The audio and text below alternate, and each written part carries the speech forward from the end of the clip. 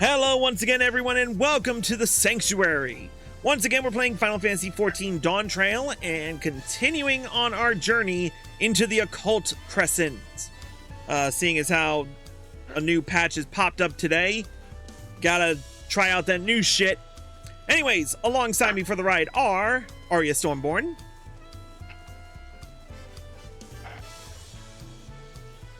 who muted herself. Somewhere. Yep. Sorry, what are we doing? Occult Crescent, Northhorn. Oh, okay. Let me finish up the quest thingies with the Yochol and Yochli and. Yep. I'll be right there. Yep. Also joining us are Lord Fyrax. I am. And Corlash. Cool. Hello. So, the story so far in terms of the Occult Crescent, we are still trying to uncover the secrets, and Archive is learning a little bit more with every discovery, but, you know, it's still slow running. We were gonna do... I've been trying to get a video on the Forked Tower Blood, but unfortunately I haven't been in the Occult Crescent at the times where it actually unlocks. So unfortunately, at the time of this recording, I still haven't done it. But other than yeah, that's about it. So, while Arya is playing catch up with the Yakui, we're gonna talk to the Expedition Messenger here in Wachu Meki Meki, and continue on our journey with the quest Occult Reunion.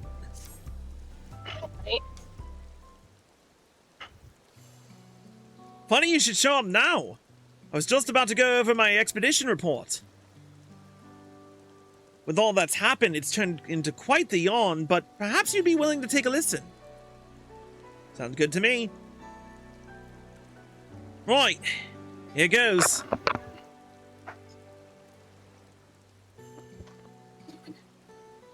Plotting an eastward course from High Tide Harbor, Ketenram and his veteran crew set forth for Shade's Triangle, resolved to uncover the mysteries of that treacherous stretch of ocean.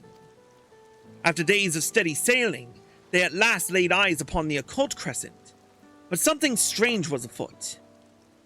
The isle shifted and shimmered like a mirage, confounding all attempts at approach. Just as the crew began to despair, an unknown force seized the ship, guiding it towards the island.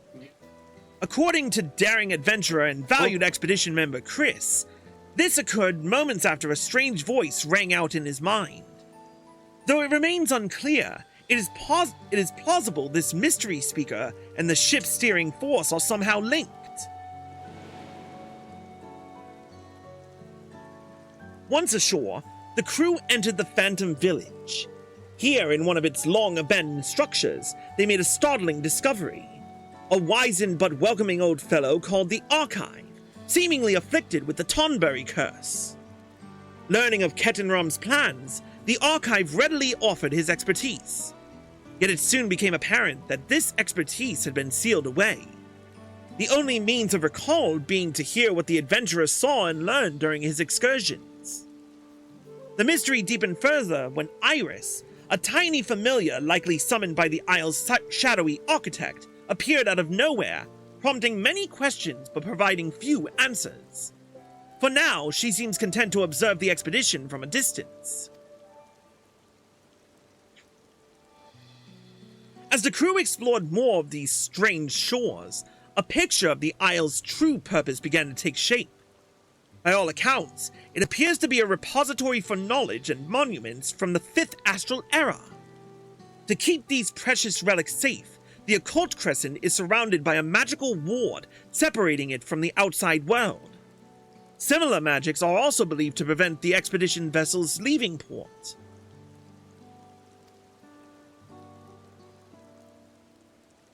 Among the island's ruins stand two spires, the Tower of Blood on the South Horn, and its northern counterpart, the Tower of Magic. While both are considered key to unraveling the Isle's secrets, It is the latter in which the Occult Crescent's architect is thought to reside. An island-wide ward keeping knowledge within and interlopers without. A mysterious entity capable of wielding such magics. What will transpire when their true identity is unveiled?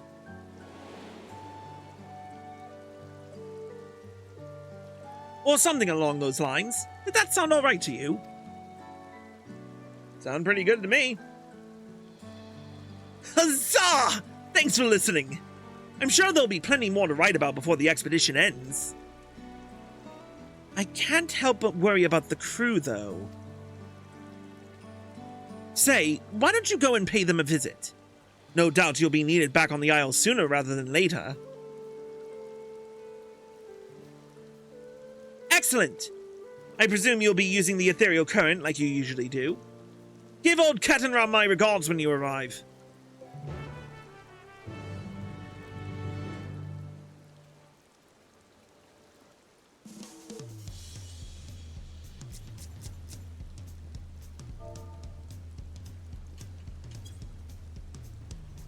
Oh, Gene Marcus is here. John!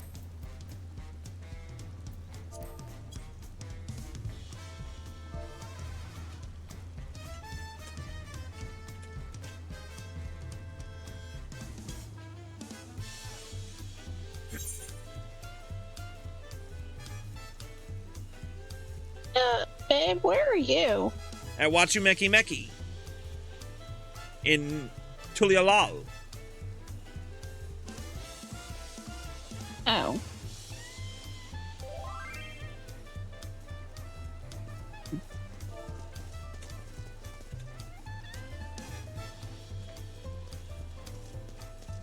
Starting it.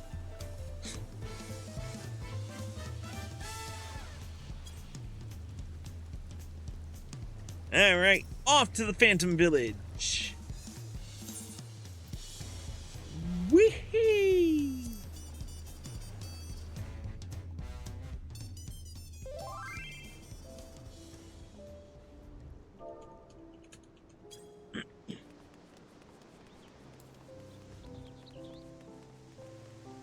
Alright, Ketanram.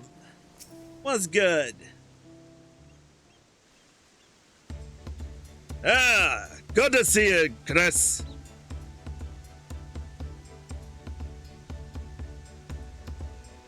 I don't blame the fella for feeling concerned. Morale is high despite us being trapped here. And I've got good news besides. We finally cleared a route to the north. It took some doing, mind. Scrambling across sheer cliffs, battling upstream through the raging rapids, and wending our way through gloomy caves until we finally reached the basin of sorts.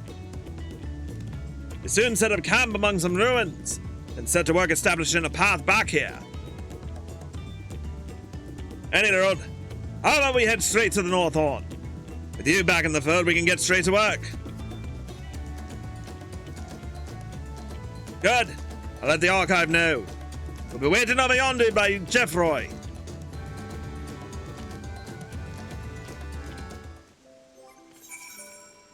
Alright, I'm switching to machinist for this.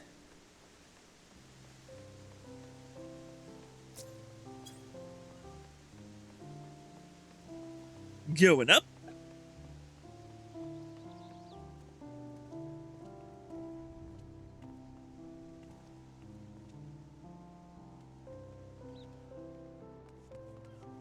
Jeffroy?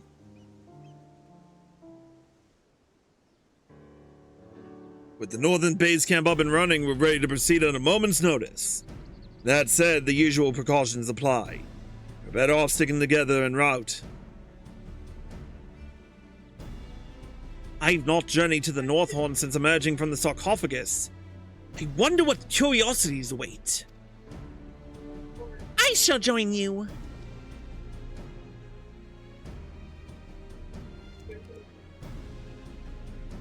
Ho! A change of heart? Or perhaps new orders to help us?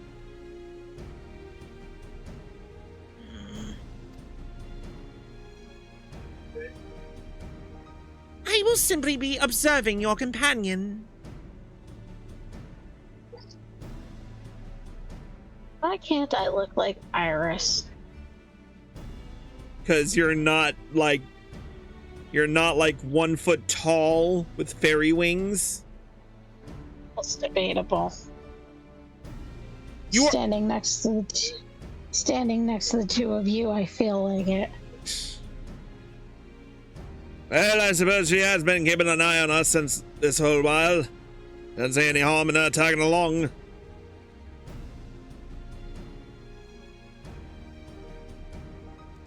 Right. You ready to depart? Just say the word.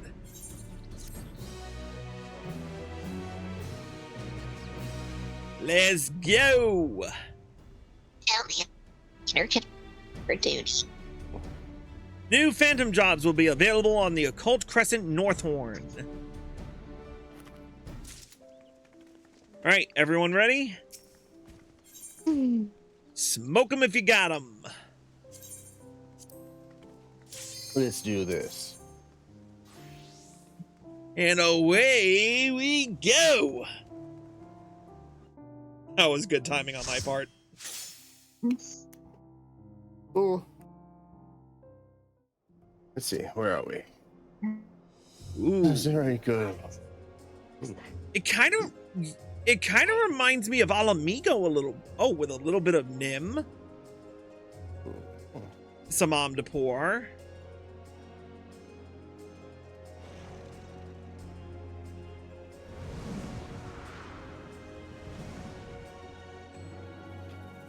The first part kind of reminded me of the locks.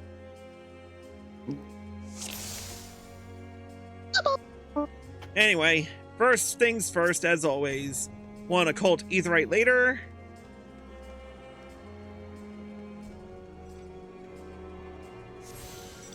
You have attuned yourself to an Ethernet shard and now have access to the Isle's Ethernet. Alright. 1, 2, 3, 4. You're gonna be messing with packaging unit. 5 of them. Okay. Ooh, a survey point.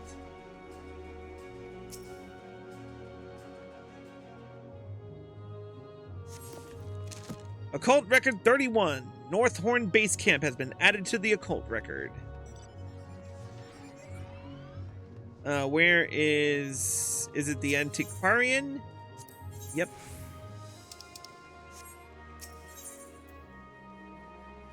Oh, we got new currency involved, huh? Where is the writing map? There it is. For $3 grand. Okay.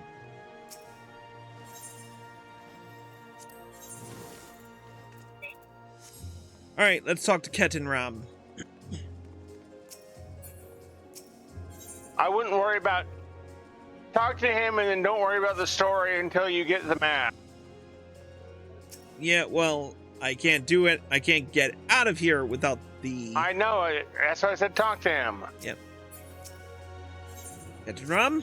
The whole thing's important. Our goals here are twofold. Uncover the truth of the Occult Crescent and ensure the crew makes it home in one piece. Now, I reckon finding the Isle's Architect is key to achieving both.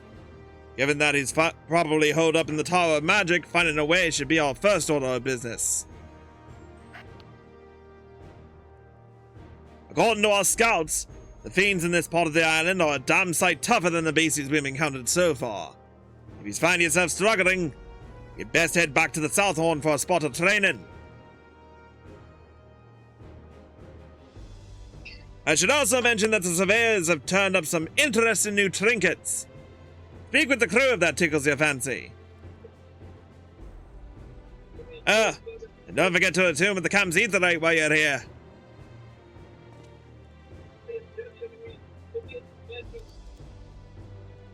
My friend, I wish to have a quick word with you. Let me know once you've completed your preparations.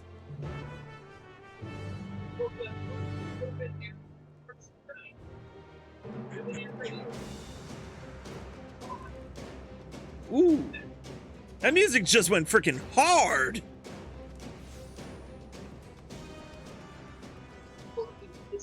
Archive?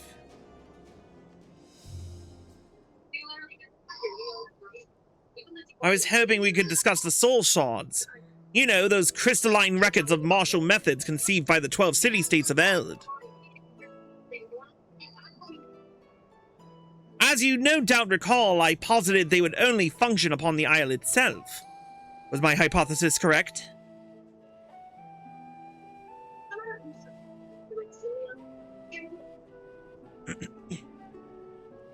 Part of me had wondered whether you in particular might be able to wield the shard's power beyond the ward. Evidently not. In truth, I've also been pondering the reason you were summoned here in the first place. If the voice you heard belongs to the island's architect, then seeking him out in the Tower of Magic ought to provide answers on that front too. In other words, the time has come to venture forth once more.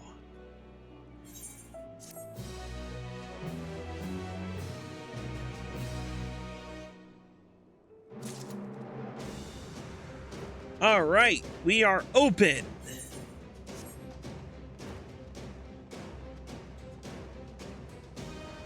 Okay.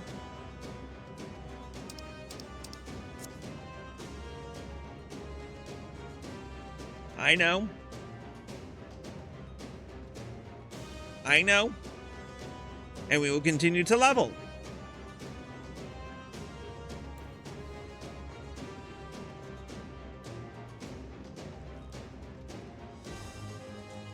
I don't necessarily see why not if we do fates and critical encounters. She might die a lot, but at least as long as she's in it and she's done some significant damage, she'll get the experience.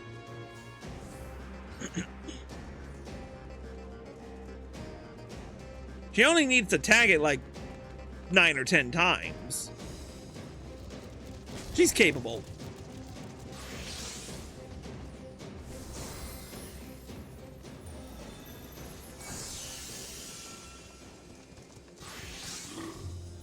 Well, I will be leveling you up in the foreseeable future. For now, I'm going to talk to Ket and Ram right quick and do this quest, a Confluence Conundrum. Back on the South Horn, the only way into the Fork Tower was by way of the ethereal node that appeared during those aural mirages. Assuming a similar node exists on this part of the island, we ought to look for the structure housing it. If my hunch is correct, there'll be a confluence connected to the tower nearby, so keep your eyes peeled. I'll also be taking a look around myself. Get in touch via link pearl if you find anything.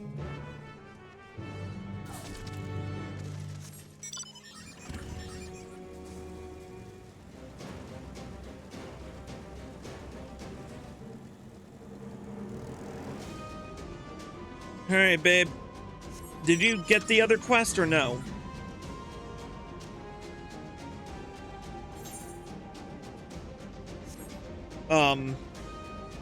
A Confluence Conundrum.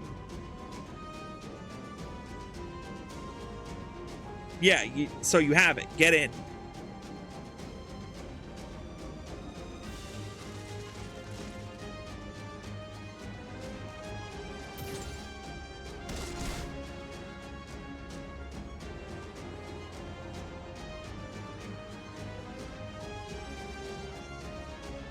Oh, there we go.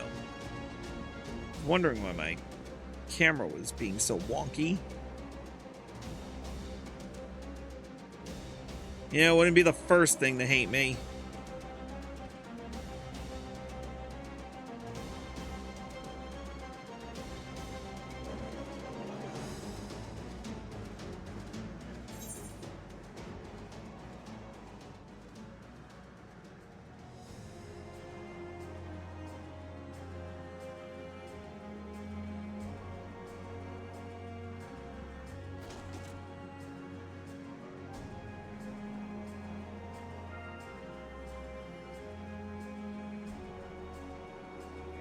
Coming to the first Aetheryte.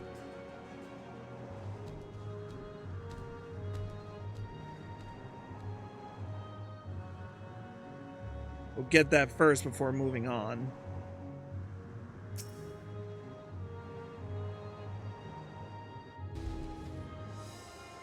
Attune Love.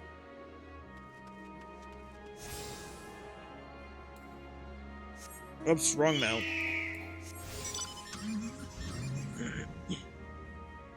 There is when you're dragging a level 13.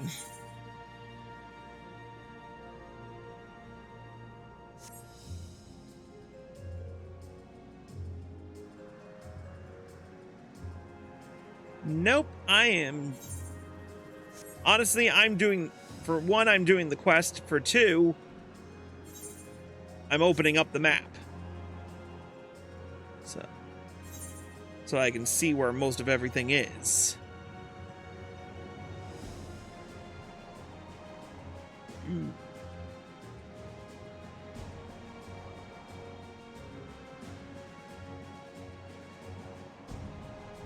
Besides, I'd like to get all the aetherites first before freaking going ham on this place.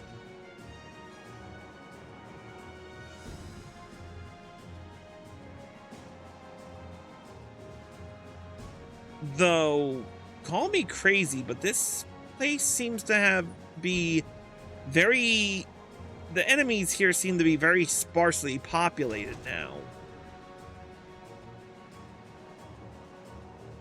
I see it.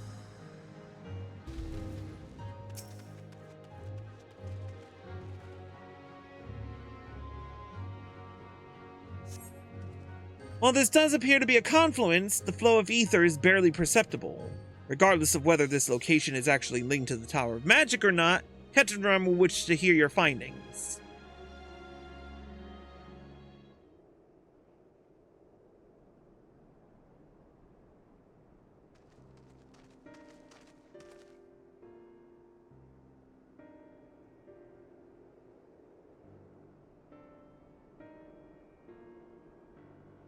Well, it's definitely a confluence.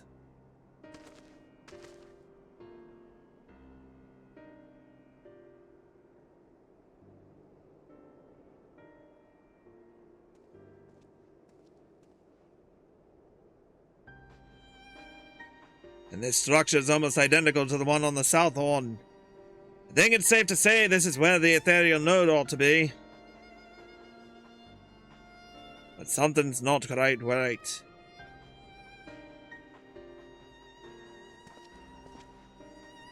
Not sure if arcane trickery is to blame, but this pavilion's completely inert right now.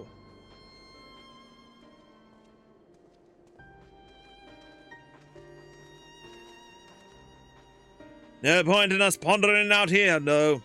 Let's head back to camp and see if we can't chip away at the archive seal some more.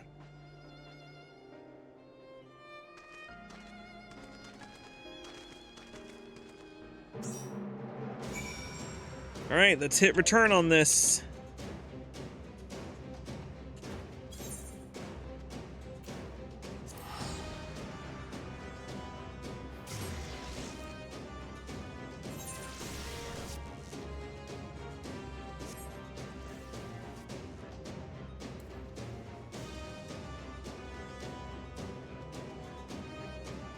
Archive?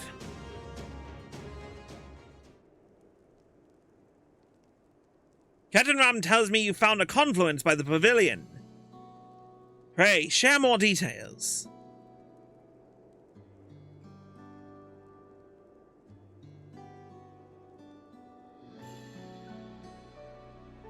Judging by your account, I believe the confluence does indeed connect with the Tower of Magic.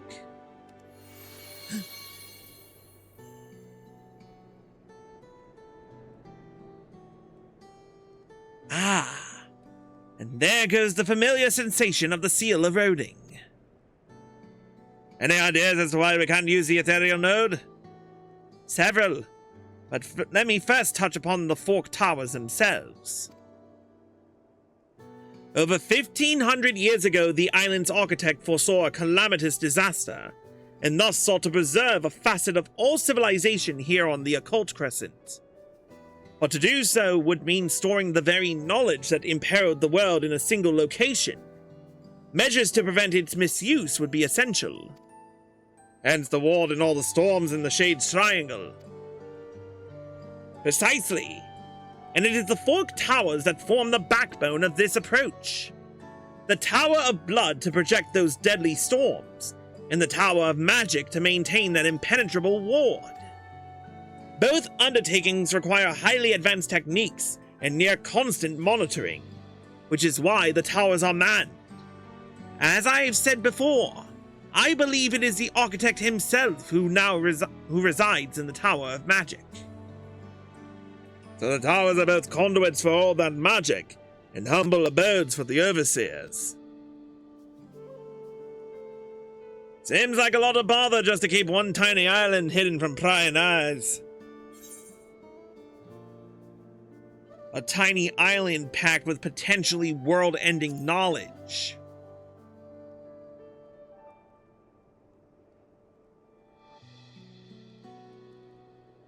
So you feel the same way? Either way, the Tower of Magic is the focal point of the war. All of the Isle's ethereal currents converge upon it. If the confluence you discovered is indeed so greatly diminished, we must assume all is not well with the island's ether. Thus begins our next investigation.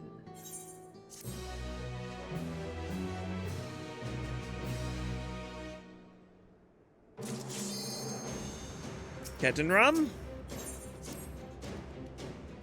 So, the Isle's ethereal currents are in disarray.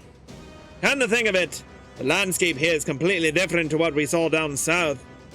It feels warped, unnatural even. We ought to investigate what caused those changes. And I suggest we start by surveying multiple confluences. That should give us a clearer picture of what's happening at the ethereal level. I have a mind to accompany you on your excursion. That way I can immediately share what the seal's undoing reveals at each site. No need to pay me any heed, though. In the interest of avoiding my untimely demise at the hands of some fell fiend, I shall follow stealthily at a safe distance. In that case, I'll stay put. I suggest you concentrate your search on the ruins in the area, and check for any abnormalities. Oh yeah, we're doing some hella exploring. I think we are going to call it on this particular episode, and we will be back with more next time. Once we've leveled up some and gotten all the confluences. For now, though, that's it for this episode of The Sanctuary. Thank you all for watching. Hope you all enjoyed. If you're watching on Twitch and you like this video, click the like button below and leave a comment. Oh, whoops. I messed up there. If you're watching on Twitch and you like the live stream, click the follow button and turn on notifications. If you're watching on YouTube and you like this video, click the like button below and leave a comment. Subscribe by clicking here and click the bell icon for notifications. Click here to watch more. Click here to watch the full Dawntrail playlist, and click here to watch the next video when it comes out. Until then, we will see you all next time.